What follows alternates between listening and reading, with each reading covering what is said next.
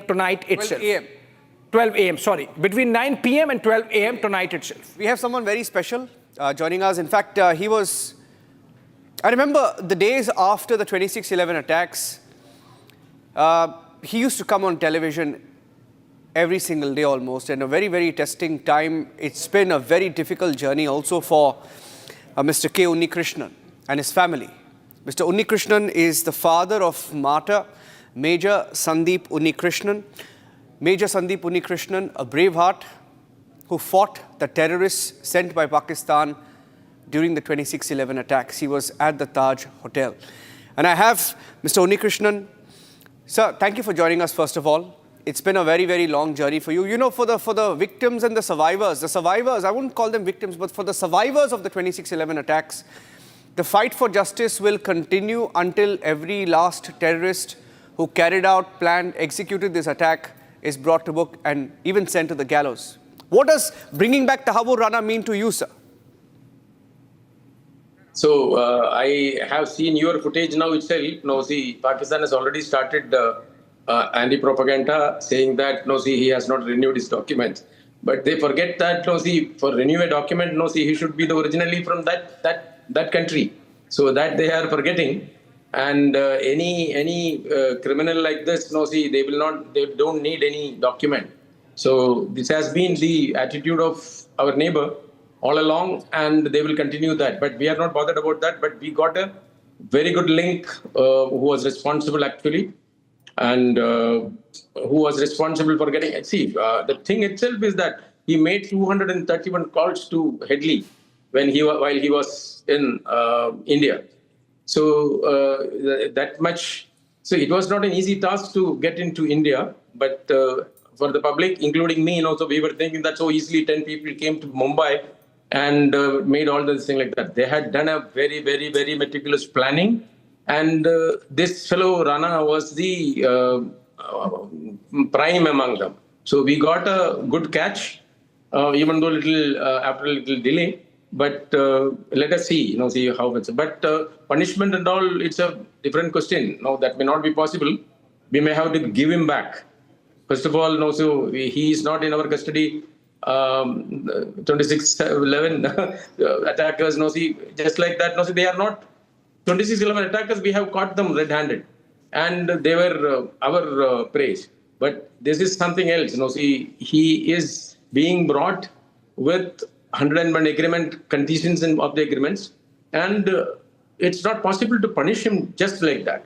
But we can prove to the world that see, what we have been telling is right. And from the official side, it is the agency side. See, they would have been trying all the while. So we have been telling that see, 17 years, 16, 17 years. See, these people were not sitting idle. So they were exploiting the way how to get to that, and then they have reached their goal, at least temporarily. My colleague Abhishek is also here, Mr. Unnikrishnan, and he has a question for you. Abhishek. Yeah, sir, my question to you is, now that finally Tahawwur Rana is coming, of course, David Coleman Hadley cannot, because of the plea bargain he has struck with the American authorities. And as someone who has gone through the ordeal very personally, there is so much of personal connect with what happened in that episode with you. Do you believe that India should make sure that Tahawwur Rana gets capital punishment? No, this is not a personal achievement or anything. I don't consider this as anything like that. As a country, so we, the Indians, we Indians. No, I meant you suffered personally. We are convinced that so we were not sitting idle. We were trying our level best legally to get the culprit involved in this, see, one by one. So we will not leave anybody like that. We will prove at least that we have been telling the truth, and what we have been telling is right. So that part is being achieved. So what else we want? Sir, I have someone very special actually joining us, and I was looking forward to this conversation with you and him. I think you know him. He's also from Bengaluru. You're also in Bengaluru. I have Air Marshal Murli. Air Marshal, are you there? Good evening. Air Marshal Murli was part of the 66 Squadron. He was part of the 66 Squadron and he was involved in the 26/11 operations. He was in Mumbai. Can we get both of them on the screen, please? I'd like to have both of them on the screen so that we can have a conversation with both of them. Both these gentlemen, one served in the Indian Air Force, and Mr. Unnikrishnan's son, Major Unnikrishnan, is a hero. He's a hero who laid down his life fighting terrorists. So Air Marshal Murli, in fact, Mr. Unnikrishnan was one of the last people to speak to your son. He was one of the last people to speak to Major Unnikrishnan during the operations. Air Marshal, thank you for joining us. Tell us about your conversation. You were there in that operation. It was no easy time for any of you. And what happened? I mean, tell us a little bit about your conversation. Yeah, Niranjan, thanks a lot for having me on your show. In fact, I know Mr. Unnikrishnan very well. We have, we have been together in a number of programs at Bangalore. In fact, we know each other quite well. In fact, I have told him also once that I had the, pleasure of meeting his son when he was just boarding in the aircraft at Palam. In fact, I was not a part of the 66 Squadron. I was already an Air Vice Marshal, and I was there in Palam at the time for the mission. And the mission was actually to provide support from the Indian Air Force to all those national, NSA commandos who are actually on their way to Bombay to tackle this problem of terrorism, which took place on the 26/11. In fact, I had the a great opportunity of meeting Sandeep Unnikrishnan on the tarmac of Palam. At that time, I did not know anything about him. The only thing I saw was, a young person, a young major was actually speaking on his mobile outside the aircraft. Then I went and requested him that, look, all are already they are already inside the aircraft, and the captain is also waiting to start up the engines, and will be good enough to kindly get into the aircraft so that the aircraft can be dispatched to Bombay. This is all, and then I have told this to Mr. Unnikrishnan a couple of times at Bangalore also when we met. And it was my good fortune that I had the a pleasure of meeting such an eminent man who today is really a braveheart and a great hero in our country. So it is, once again, seeing Mr. Unnikrishnan on the screen is also a great pleasure. We have actually interacted quite a lot in some of the programs at Bangalore. For both of you gentlemen, and Mr. Unnikrishnan just spoke about what this meant. And I read a few statements that he had given to the media where he said that this was a diplomatic victory for India. And I won't get into the politics of it, Air Marshal Murli. I don't like to get into the politics of it, not today.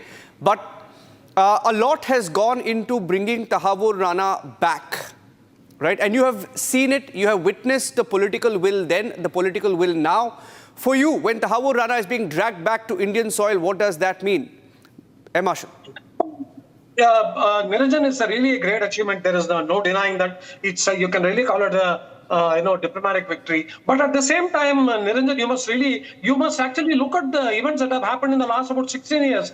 This man actually was living in Chicago for 16 years. And then in 2009, he was arrested by FBI. He was also sentenced to about 13 years in prison. And today it has taken, in 2008 November, this man was in Mumbai doing a survey of various targets. And it has taken us really about 16 years for us to get this man to India. If I remember correctly, Prime Minister of India broached this topic with Joe Biden, the previous administration, and to the best of my knowledge, they were not very willing to go aggressively on the request of India. But after President Trump took over, it looks as though things have moved very fast, and this man has been, extradited to India.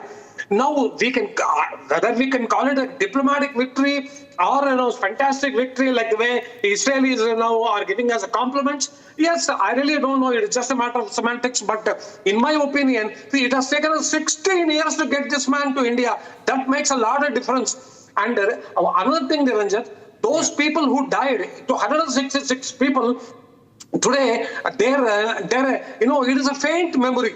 Those guys are not going to come back. Those families, now, actually, the wounds will be opened with this Tahawwur Rana coming back to India. And in my opinion, we should not pat ourselves on the back. Yes, if we are able to get some information about terror funding and also the sleeper cells that are active in India is well and good. If not, do not really waste time on trying to get information from Tahawwur Rana. Do a fast-track trial. Today you got enough evidence, witnesses and what have you, and then give him a capital punishment and send this message to the whole world that, look, sweetheart, you actually wage a war against Indian nation state. This is what is going to happen to you. Abhishek, I think, has a question for Mr. Unnikrishnan. Abhishek. Yeah, I mean... Yeah, Niranjan, back to you. Yeah. My colleague Abhishek has a question for Mr. Unnikrishnan. Yes, Abhishek. Yeah, my question is, Mr. Unnikrishnan, the fact that Sandeep got Ashok Chakra and the manner in which the nation is stood by your family, the way tributes were paid, the movie that was made, the topmost levels mentioning the supreme sacrifice made by Major Sandeep Unnikrishnan, your son. Now that this moment has come where we are even closer to getting justice, and of course you have said more than a couple of times that Major Unnikrishnan is not a victim, he is a martyr to saving the motherland from that dastardly terror attack.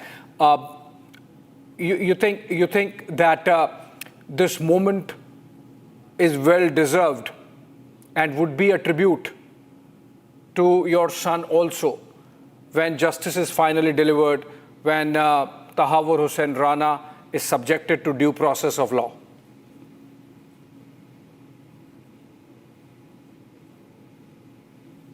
Sir, can you unmute yourself? Yeah. Yeah, go ahead, sir. It's not a closure. I think this is a milestone in our achievement. And see, the support which the government gives to the officials and the agencies involved is excellent. So we have no complaint about anybody for that matter should not have any complaint that we have not done enough or something like that. We can easily say that we forget things in a decade's time, but this about reaching the second decade. Still, no, so we are not leaving them. So we will go after them as much as we can and as vigorously as we could. So that itself should be a encouragement. But closure is too far away for any international cases. No, see the closure you will not be able to get it at all sometimes.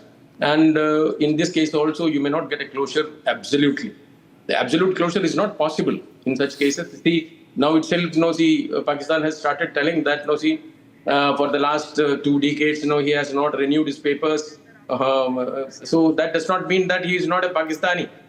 So there are records that he was a Pakistani defense official.